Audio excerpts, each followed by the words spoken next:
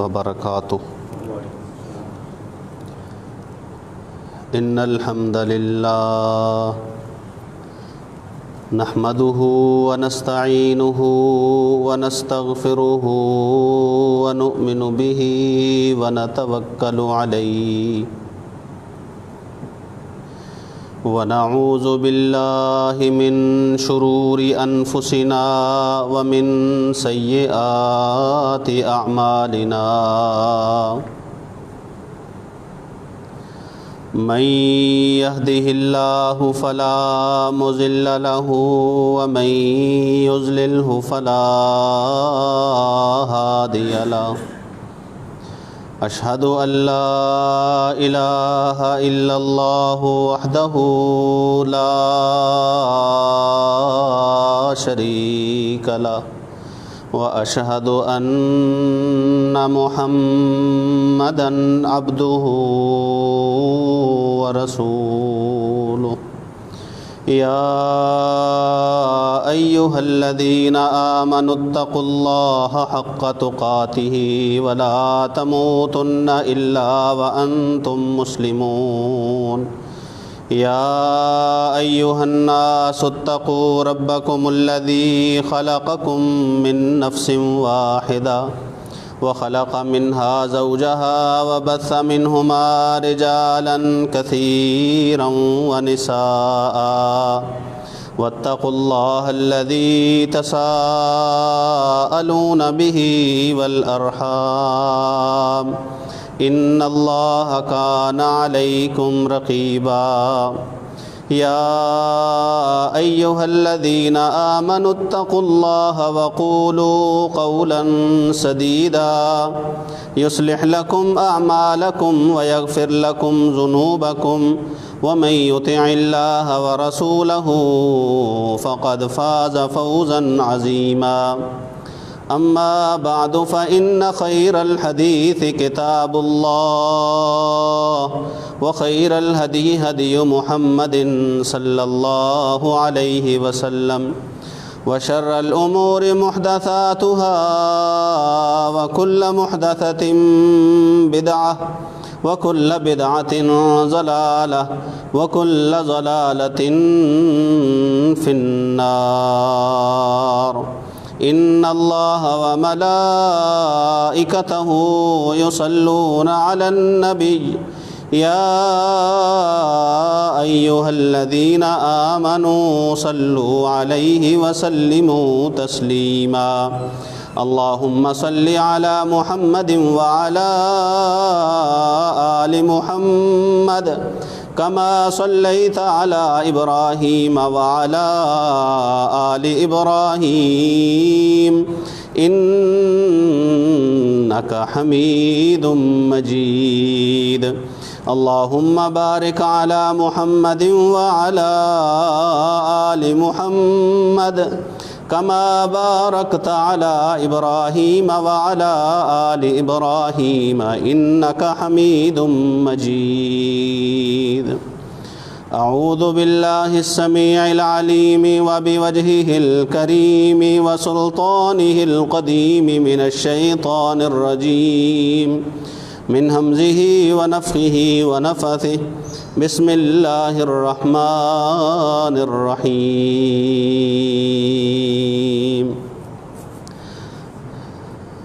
النبي أولى بالمؤمنين من أنفسهم وأزواجه أمهاتهم وأولو الأرحام بعضهم أولى ببعض في كتاب الله من المؤمنين والمهاجرين إلا أن تفعلوا إلى أوليائكم معروفا كان ذلك في الكتاب مسطورا۔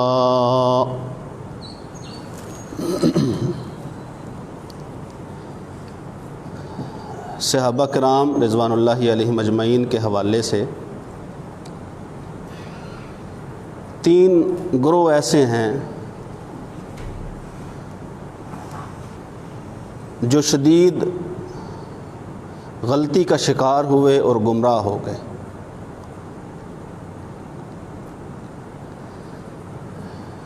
ایک ہیں خارجی، جنہوں نے اگر صحابہ کا آپس میں اختلاف ہوا ہے تو انہوں نے دونوں اختلاف کرنے والوں کو اسلام سے خارج قرار دے دیا، یہ خارجی ہیں۔ ایک ہے ناسبی، جو رسول اللہ صلی اللہ علیہ وآلہ وسلم کے اہل بیت ہیں، انہیں برا کہتے ہیں اور باقی صحابہ کو اچھا کہتے ہیں اور حق پر کہتے ہیں، یہ ناسبی ہیں، یہ بھی گمراہ ہیں۔ ایک گروہ ہے رافضی، جو اہل بیت کو درست اور حق پر کہتا ہے اور باقی صحابہ کی مخالفت کرتا ہے، یہ تیسرا گروہ بھی گمراہ ہے۔ نہ خارجیت، نہ ناسبیت، نہ ہی رافضیت، یہ اصل میں اہل السنہ کا موقف ہے اور اسی پہ اہل السنہ کا اجماع ہے۔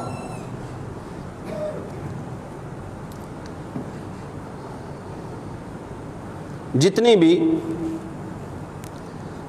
رسول اللہ صلی اللہ علیہ وآلہ وسلم کے صحابہ پر، وہ صحابہ اہل بیت میں سے ہوں یا اہل بیت میں سے نہ ہوں، جتنی بھی تنقید کی جاتی ہے وہ تاریخ کی روشنی میں کی جاتی ہے، تاریخ کو سامنے رکھ کے۔ پچھلے جمعہ کی ابتدا میں ہم نے یہ بات کی تھی کہ صحابہ جو ہیں یا رسول اللہ صلی اللہ علیہ وسلم کے جو اہل بیت ہیں وہ تاریخی شخصیات نہیں ہیں، وہ قرآنی شخصیات۔ ان کے بارے میں رائے اور موقف، نظریہ، سوچ یہ ہونا چاہیے جو ان کے بارے میں قرآن مجید نے بیان کیا، نہ کہ تاریخ نے، کیونکہ ہم ایمان لائے ہیں قرآن پر، تاریخ پر ایمان نہیں۔ قرآن وہ کتاب ہے، سارے مسلمان مانتے ہیں، لا ریب فیہ، اللہ نے کہہ دیا کوئی شک نہیں، اس میں کچھ غلط نہیں، اس میں کچھ جھوٹ نہیں، اس میں کوئی بات وہ نہیں کہ جو اللہ کی طرف سے نہ ہو۔ یہ اللہ وحدہ لا شریک نے قرآن مجید کے بارے میں فرمایا۔ جھوٹ سے، عیب سے، نقص سے، غلط بیانی سے پاک ہے یہ کتاب، اور صرف اتنا ہی نہیں بلکہ محفوظ بھی ہے یہ کتاب۔ انا نحن نزلنا الذکر وانا لہ لحافظون، اللہ فرماتے ہیں ہم نے نازل فرمایا ہے، ہم ہی اس کی حفاظت کریں گے۔ سو جو کتاب محفوظ ہے، جو کتاب بے عیب اور لا ریب ہے، اس پر ہمارا ایمان ہے۔ تاریخ، اس میں جھوٹ کی آمیزش ہے، تاریخ میں جانبداری ہے۔ ہر تاریخ لکھنے والا کسی واقعے کو یا کسی سانحے کو وہ اپنے طور پہ جیسے وہ سوچتا ہے، جدھر اس کا ذہن جاتا ہے وہ اس مطابق لکھے گا۔ قرآن مجید میں جانبداری نہیں ہے۔ لقد انزلنا الیکم کتابا فیہ ذکرکم، اللہ فرماتے ہیں کتاب ہم نے نازل فرمائی اور اس میں تمہارا تذکرہ موجود ہے، اور اس سارے تذکرے میں کہیں پر بھی جانبداری نہیں ہے، جانبداری نہیں، صاف بات، سیدھی بات کھول کر اللہ نے بیان کیا۔ ھذا بیان للناس، یہ بیان کا مطلب ہے کسی چیز کو وضاحت کے ساتھ کھول کے اس کی جزئیات کو بھی بیان کر دینا، یہ قرآن مجید ہے اور اسی پر ہمارا ایمان ہے۔ لہٰذا صحابہ کرام رضوان اللہ علیہم اجمعین وہ اہل بیت سے تعلق رکھتے ہوں یا اہل بیت سے تعلق نہ رکھتے ہوں، رسول اللہ صلی اللہ علیہ وسلم کے خاندان کا حصہ نہ ہوں، ہمارا ان کے بارے میں وہی موقف ہے جو موقف قرآن مجید نے دیا۔ قرآن مجید نے ان کے لیے یہ لفظ استعمال کیا ہے کہ اللہ ان سے راضی، وہ اللہ سے راضی۔ کچھ لوگوں کے اعتراض ہے کہ بعض صحابہ کو رضی اللہ عنہ نہ کہا جائے بلکہ علیہ السلام کہا جائے۔ قرآن مجید کیا کہتا ہے؟ والسابقون الاولون من المہاجرین والانصار والذین اتبعوہم بإحسان رضی اللہ عنہم، کہ اللہ ان سے راضی ہو گیا، رضی اللہ عنہم ورضوا عنہ، وہ اللہ سے راضی، اللہ ان سے راضی۔ یہ قرآن مجید کا موقف ہے ان کے بارے میں، اور یہی ہمارا بھی، کہ جن پہ اللہ راضی اور اگر ان سے بشریت کے تقاضے، کوئی بھول ہو گئی، کوئی چوک ہو گئی، ان میں سے کوئی غلط فہمی کا شکار ہو گیا یا کسی کو غلط فہمی ہوگی۔ دیکھیے جو معصوم ذات ہے جسے غلطی نہیں لگ سکتی وہ رسول کی ذات ہے، وہ معصوم ہے، اس کے علاوہ کوئی معصوم نہیں۔ غلطی کا ہو جانا ہر ایک انسان سے ممکن ہے، رسولوں سے ممکن، کیونکہ وہ معصوم ہے، معصوم عن الخطا ہے، اور رسولوں کے علاوہ کوئی معصوم عن الخطا نہیں ہے۔ اگر ان سے دوران تربیت، اس دور میں جس دور میں رسول اللہ صلی اللہ علیہ وسلم انہیں سکھا رہے تھے اور یہ سکھانے کا مرحلہ ابھی مکمل نہیں ہوا تھا، اگر کسی سے کوئی بھول ہو گئی یا غلطی ہو گئی یا لا علمی میں کسی نے کچھ کر دیا، تو اللہ وحدہ لا شریک نے رسول اللہ صلی اللہ علیہ وسلم کی زبان سے بھی اور قرآن مجید میں بھی جگہ جگہ پہ یہ فرما دیا کہ انہیں اللہ وحدہ لا شریک نے معاف کر دیا، کیونکہ ان کا کردار دین اسلام میں، ان کی قربانیاں اور خدمات دین اسلام میں، ان کا رسول اللہ صلی اللہ علیہ وسلم کا ساتھ دینا انتہائی مشکل حالات میں، یہ ایک ایسا کام ہے ان کا کہ اللہ وحدہ لا شریک نے ان سے سرزد ہوئی غلطیاں اسلام لانے کے بعد، اسلام لانے سے پہلے تو ویسے ہی سارے گناہ صاف، جیسے ہی کلمہ پڑھا اور کلمہ بھی یہاں دل سے پڑھا، کہ ساری دنیا نے اگر زور لگا لیا تو کسی صحابی نے کوئی ایک بھی ایسا آپ دکھا نہیں سکتے کہ اس نے کلمے سے انکار کر دیا۔ وہ جب کلمہ پڑھا تو پچھلے تو سارے گئے، جو جاہلیت میں اسلام لانے سے پہلے جو کچھ کیا، ان الاسلام یہدم ما کان قبلہ، رسول اللہ صلی اللہ علیہ وسلم نے فرمایا بندہ مسلمان ہو جائے تو پچھلے سارے گناہ اللہ وحدہ لا شریک اس کے مٹا دیتے ہیں، اور اسلام لانے کے بعد بھی اگر بھول چوک ہوئی ہو قرآن مجید میں جگہ جگہ اللہ نے انہیں معاف کر دیا، اللہ نے ان سے درگزر فرمائی، اللہ ان سے راضی ہوا، اللہ وحدہ لا شریک نے انہیں جنتوں کا سرٹیفکیٹ دے دیا، بتا دیا کہ تمہارے لیے اللہ نے باقاعدہ تیار کر رکھی ہے۔ ایک اور بات، سورہ احزاب میں اللہ رب العزت نے رسول اللہ صلی اللہ علیہ وسلم کی بیویوں کا تذکرہ کیا اور رسول اللہ صلی اللہ علیہ وسلم کی بیٹیوں کا بھی تذکرہ کیا، بیویوں کا بھی تذکرہ کیا اور رسول اللہ صلی اللہ علیہ وسلم کی بیٹیوں کا بھی تذکرہ کیا۔ ہمارے ہاں اہل بیت کے نام پہ صحابہ کرام رضوان اللہ علیہ مجمعین کو برا کہنے والے یا نہ ماننے والے، جب پوچھئے نا کہ آپ کیوں نہیں تسلیم کرتے، کیوں نہیں مانتے، وہ کہتے ہیں انہوں نے حضرت علی المرتضیٰ رضی اللہ تعالیٰ عنہ سے زیادتی کی ہے، ان کے ساتھ غلط کیا ہے، اس لیے ہم انہیں نہیں مانتے، جبکہ علی المرتضیٰ رضی اللہ تعالیٰ عنہ نے انہیں ماننا تھا۔ بیعت کی ابوبکر صدیق رضی اللہ تعالیٰ عنہ کی، بیعت کی حضرت عمر فاروق رضی اللہ تعالیٰ عنہ کی، بیعت کی عثمان ابن عفان رضی اللہ تعالیٰ عنہ کی۔ اندازہ لگائیے علی رضی اللہ تعالیٰ عنہ ہیں بیعت کرنے والے، اور جو کہتے ہیں ہم علی کو صرف ہم ہی مانتے ہیں اور کوئی مانتا ہی نہیں، وہ ان کی یہ بات نہیں مانتے کہ انہوں نے، وہ کہتے ہیں اس لیے نہیں مانتے کہ علی کے ساتھ اچھا نہیں کیا، جبکہ علی المرتضیٰ رضی اللہ تعالیٰ عنہ نے بیعت کر کے ساتھ دے کے ثابت کر دیا کہ انہوں نے کبھی ہمارے ساتھ برا کیا، برا نہیں کیا۔ ایک اور بات، بیویوں کا اور بیٹیوں کا تذکرہ، اور جس جگہ پہ قرآن مجید میں رسول اللہ صلی اللہ علیہ وسلم کے گھر والوں کے لیے اہل بیت کا لفظ آیا ہے وہ سورہ یہی ہے احزاب، وہ سورہ احزاب ہے، انما یرید اللہ لیذھب عنکم الرجس اہل البیت ویطہرکم تطہیرا۔ جہاں اہل بیت کا تذکرہ اللہ نے قرآن مجید میں کیا وہ سورہ احزاب ہے، اور یہ تذکرہ وہاں پہ کیا جہاں پہ نبی کی بیویوں کا تذکرہ ہے، اور کسی کا وہاں پہ تذکرہ نہیں ہے۔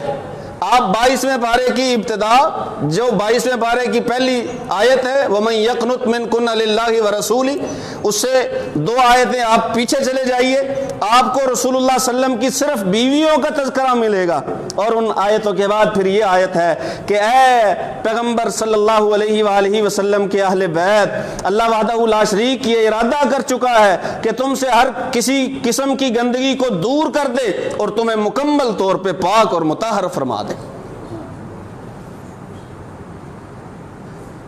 سورہ نور کی ابتدائی آیتیں 18 آیتیں جس ذات اور جس شخصیت کی پاکیزگی، طہارت، عصمت اور پاک دامنی کے لیے نازل ہوئی ہیں، وہ شخصیت رسول اللہ صلی اللہ علیہ وآلہ وسلم کی زوجہ محترمہ۔ آپ سنیے، کہتے ہیں اہل بیت کو مانتے ہیں، لیکن اہل بیت میں بیویوں کو نہیں مانتے۔ اہل بیت وہ اپنی مرضی کے رکھے ہوئے، چند نام اپنی مرضی کے، وہ اہل بیت میں ہیں، اور رسول اللہ صلی اللہ علیہ وسلم کی بیویاں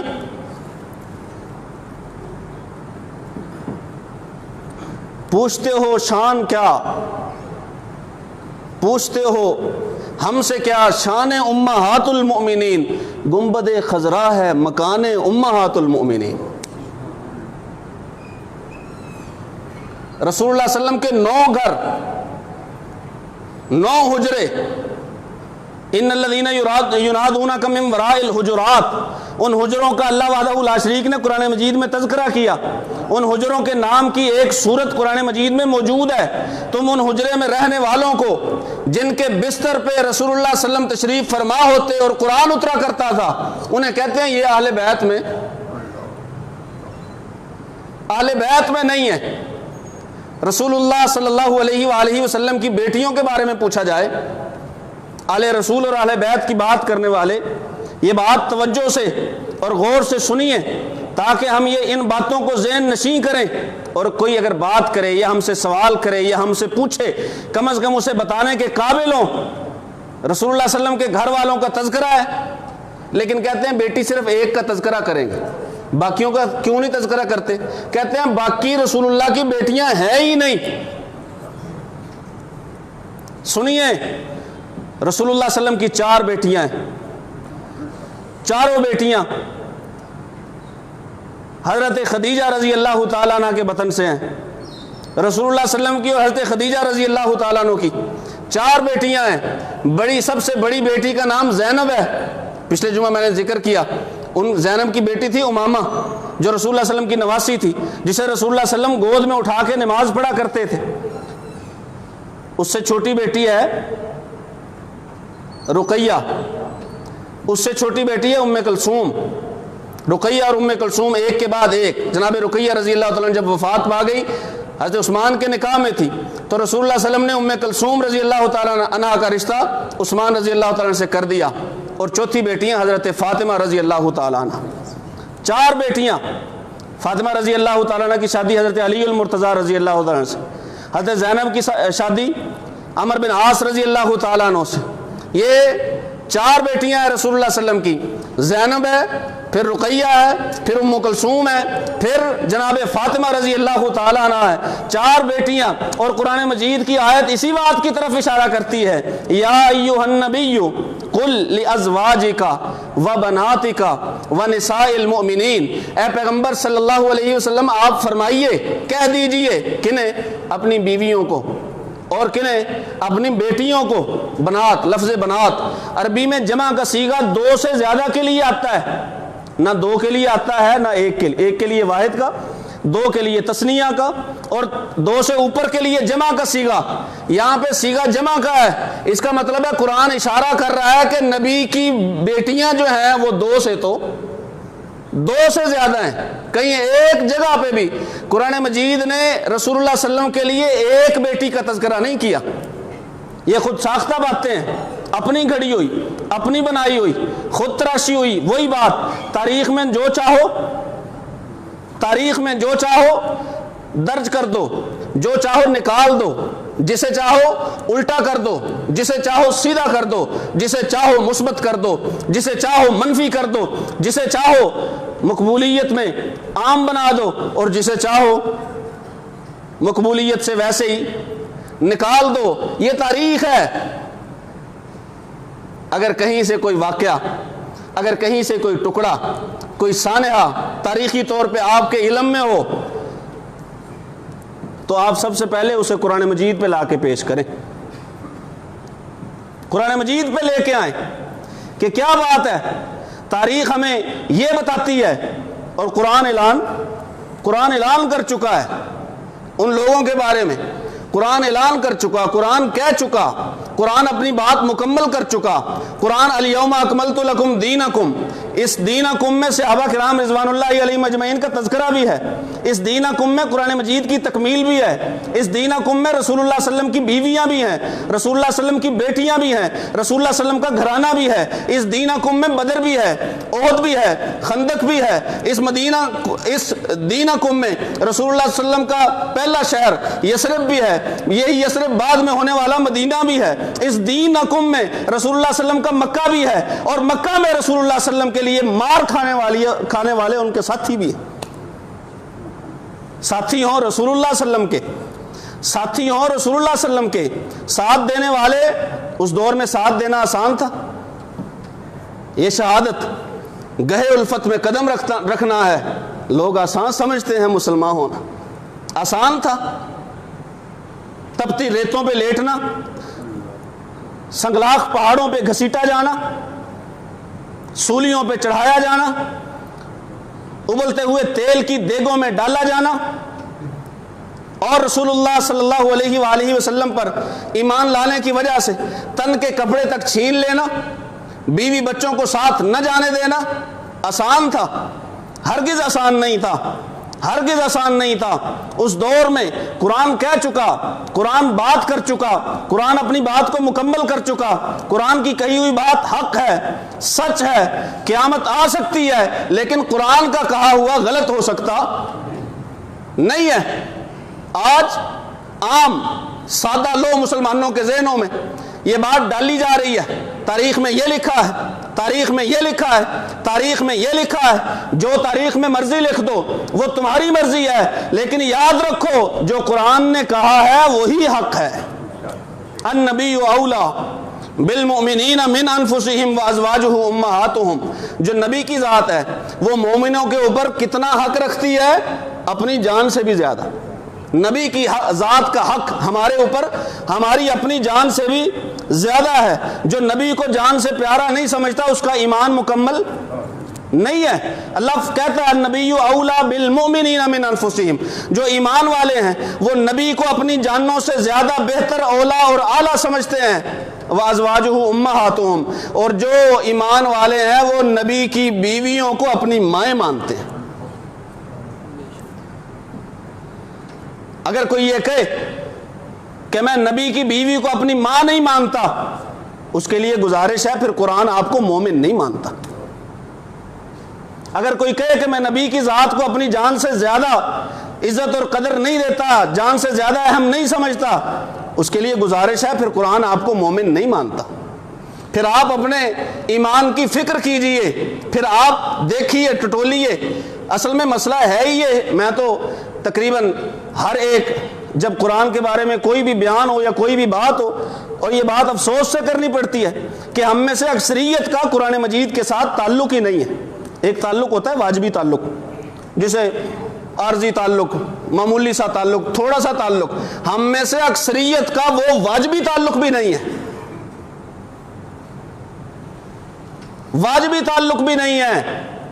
ناظرہ سیدھا نہیں پڑھنا آتا، ترجمہ اس کے پاس سے تو گزرے ہی کم ہے، اور اس ترجمے کو پھر سمجھنا، اس میں ذکر کیے گئے لوگوں کا، یا اس میں ذکر کی گئی قوموں کا، یا اس میں ذکر کیے گئے نبیوں کا، یا اس میں ذکر کیے گئے علاقوں کا، وہ پڑھنا وہ تو دور کی بات ہے ہم ترجمے کے پاس سے ہی نہیں گزرتے، اسی لیے غلط فہمیوں میں مبتلا ہیں، اسی لیے ہمارے ذہن میں بھی کبھی کبھی یہ خیال آ جاتا ہے کیا وجہ ہے کہ صحابہ کرام رضوان اللہ علیہم اجمعین کی آپس میں لڑائی ہوگی، کیا وجہ ہے؟ فیصلہ کرنے بیٹھ جاتے ہیں، حق پہ کون تھا، باطل پہ کون تھا؟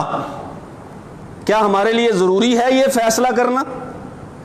کبھی آپ کے گھر میں آپ کے والدین کی لڑائی ہو گئی، آپ نے کبھی ان کے لیے عدالت لگائی ہے بیٹھ کے کہ میں بتاتا ہوں حق پہ کون ہے، باطل پہ کون ہے؟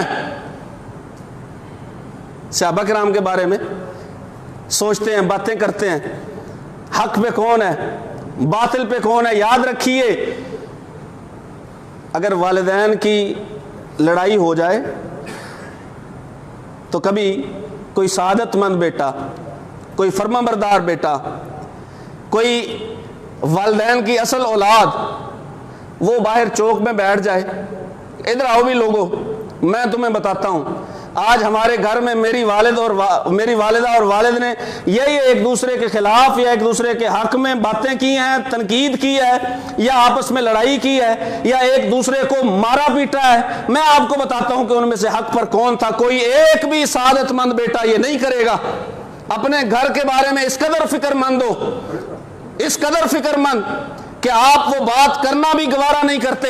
صحابہ کرام رضوان اللہ علیہم اجمعین کے بارے میں اس قدر بے باک ہو، اس قدر جرت رکھتے ہو، اس قدر دلیری کرتے ہو کہ ان کی آپس کی لڑائیوں کو چوک میں بیٹھ کے لوگوں کہتے ہیں ادھر آؤ ہم بتاتے ہیں کون حق پر تھا۔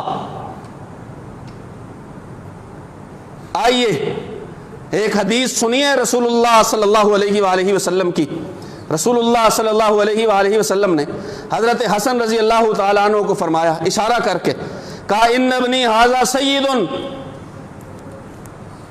یہ میرا بیٹا سردار ہے، ان ابنی ھذا سید، یہ میرا بیٹا سردار ہے، یہ مسلمانوں کی دو بڑی جماعتوں میں صلح کروائے گا۔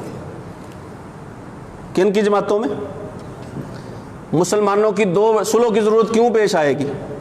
آپس میں اختلاف ہوگا تبھی صلح کی ضرورت پیش آئے گی، اور اگر آپس میں دو جماعتیں لڑ پڑی، سورہ حجرات میں اللہ فرماتے ہیں وَإِن طَائِفَتَانِ مِنَ الْمُؤْمِنِينَ اقْتَتَلُوا فَأَصْلِحُوا بَيْنَهُمَا، اگر دو جماعتیں مومنوں کی آپس میں لڑ پڑے، اقتتلوا لڑائی وہ جو ایک دوسرے کو قتل کرنے والی ہو باقاعدہ تلواروں کے ساتھ، تمہارا کیا کام ہے؟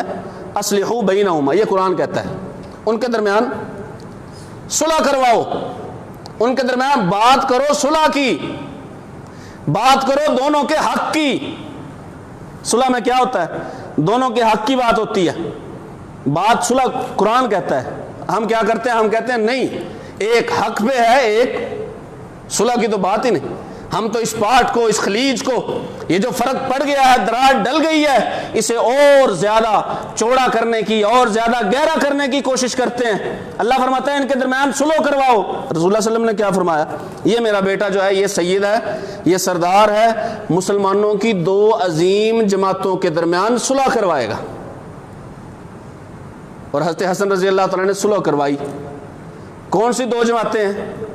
ایک وہ جو علی المرتضیٰ رضی اللہ تعالیٰ عنہ کی طرف ہے، ایک وہ جو سیدنا امیر معاویہ رضی اللہ تعالیٰ عنہ کی طرف ہے۔ رسول اللہ صلی اللہ علیہ وسلم فرماتے ہیں مسلمانوں کی دونوں جماعتوں کے لیے ایک ہی لفظ، مسلمانوں کی دو جماعتوں کے درمیان یہ صلح کروائے گا۔ یہ رسول اللہ صلی اللہ علیہ وسلم نے فرمایا۔ آپ اندازہ کیجئے آج جو ہم حق و باطل کا ترازو لگائے بیٹھے ہیں، ہم کہتے ہیں نہیں ہم فیصلہ کریں گے، ادھر کون ہے، ادھر کون ہے، حق پر کون ہے، باطل پر کون ہے، جنتی کون ہے، جہنمی کون ہے۔ رسول اللہ صلی اللہ علیہ وآلہ وسلم انہیں مسلمان قرار دے چکے۔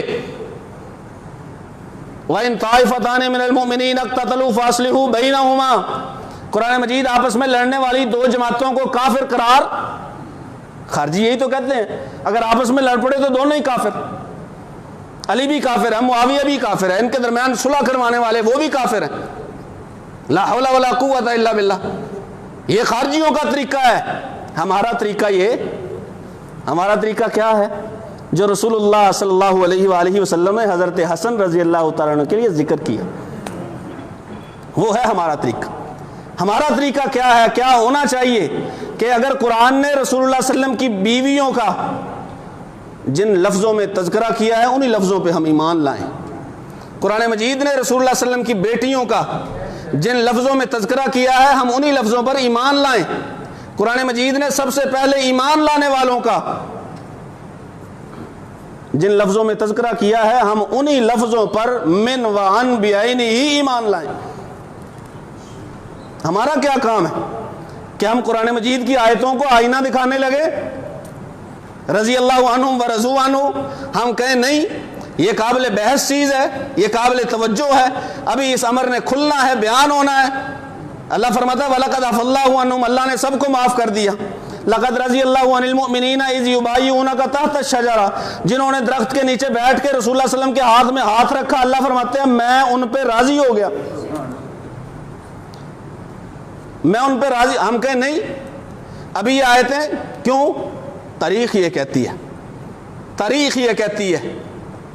قرآن مجید کی آیتوں کو چھوڑ دیا، انہیں آئینہ دکھایا جاتا ہے، انہیں سمجھا جاتا ہے نہیں ابھی بھی یہ قابل بحث ہیں، یہ ابھی بھی قابل توجہ ہیں۔ یاد رکھیے قرآن مجید کی کسی آیت کا ایک ٹکڑا یا اس ٹکڑے کا ایک لفظ بھی قابل بحث نہیں ہے کہ اس پہ بحث کی جائے کہ صحیح ہے یا درست، یا صحیح ہے یا نہ صحیح ہے، غلط ہے یا درست ہے۔ یہ قرآن مجید کی آیتوں کے کسی بھی ٹکڑے میں کسی بھی لفظ میں بحث کی جا سکتی، بحث نہیں کی جا سکتی۔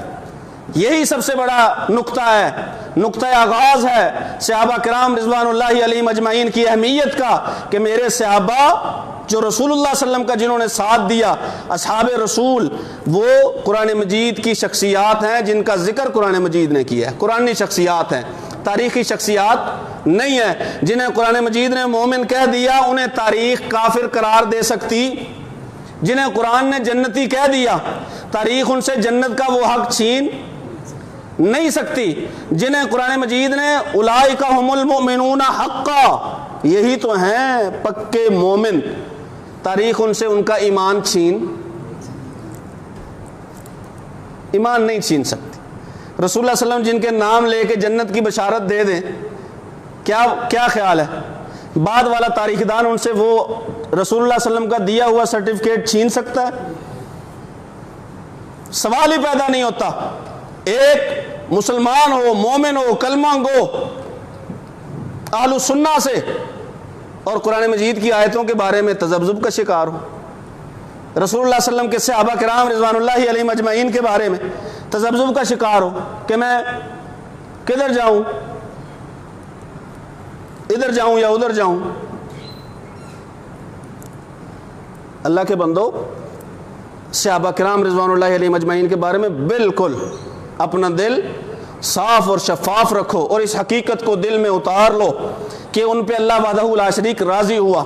اگر ان سے کہیں پر کوئی غلطی، کوئی خطا ہوئی بھی ہے تو وہ ان کی قربانیوں سے بڑی، وہ ان کی محنتوں سے بڑی نہیں ہے۔ یہی ہے جو قرآن مجید جب اتر رہا تھا اس پر گواہ بنے کہ واقعتاً قرآن رسول اللہ صلی اللہ علیہ وسلم پہ اترا ہے۔ یہی ہے جو دین حق کے سب سے پہلے مبلغ بنے، جن کی وجہ سے لوگ دوسرے مسلمان ہوئے، حلقہ اسلام میں آئے۔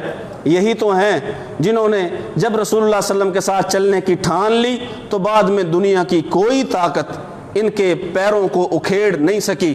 یہ ان الذین قالوا ربنا اللہ، یہ ہیں صحابہ، وہ جنہوں نے ایک دفعہ کہہ دیا کہ ہمارا رب بس اللہ ہے، ثم استقاموا، پھر وہاں سے